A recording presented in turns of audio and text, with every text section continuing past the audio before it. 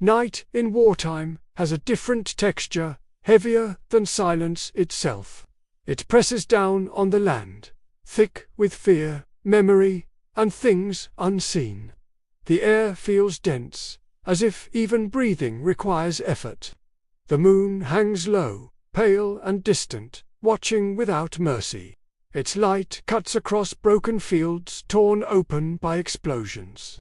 Craters scar the earth like open wounds that never heal. Smoke drifts slowly, carried by a wind that smells of ash.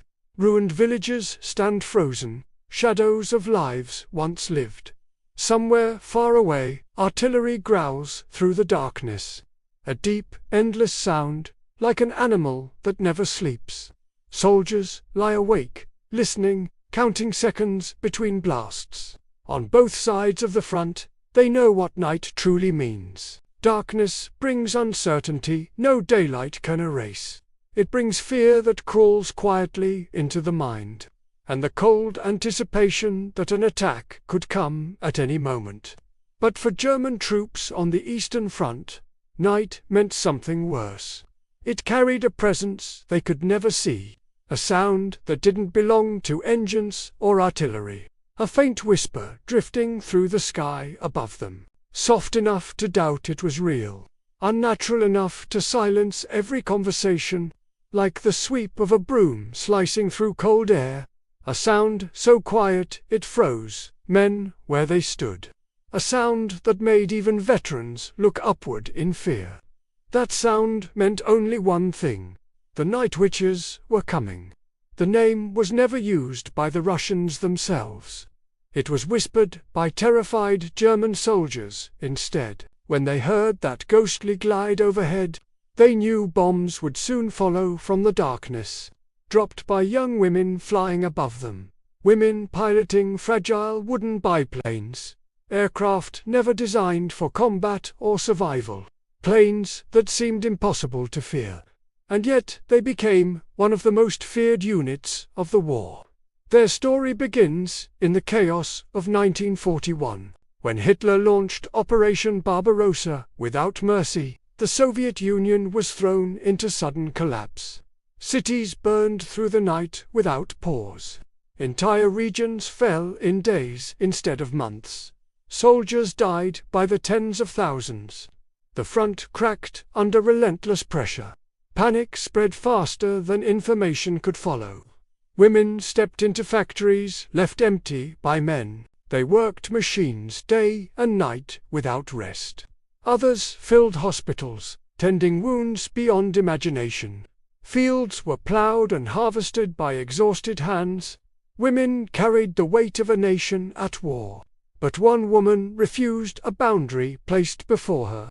She refused the idea that the sky belonged only to men.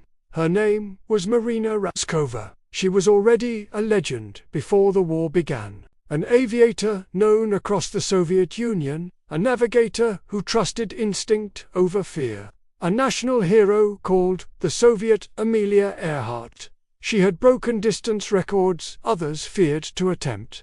She had survived flights no one expected her to survive. She understood the sky better than most men alive, and she understood the cost of hesitation. When war arrived, she didn't wait for permission. She used her influence and reputation. She went directly to Stalin himself. She made a request that sounded impossible: create all-female aviation regiments for combat. The idea shocked military commanders. Women were not seen as soldiers. Not for direct combat, not for bombing missions, and certainly not for the front line.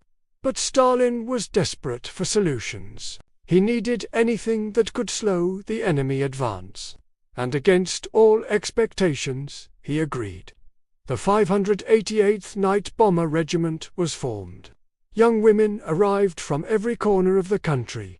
Students who had never seen battle, farmers who had never left home, factory workers with hands still scarred from machines.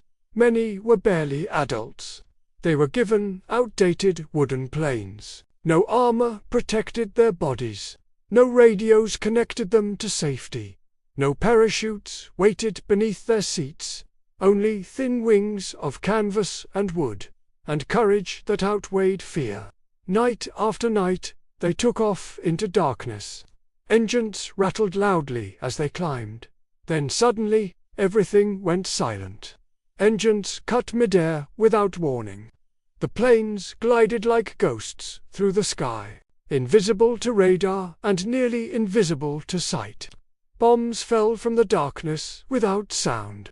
Explosions erupted seconds later below. Panic spread through German camps instantly. Soldiers feared the night more than daylight. They feared the whisper above them. They feared the silence before impact. The night witches flew again without pause. And again, until exhaustion blurred into determination. They were never supposed to exist, yet they ruled the night sky.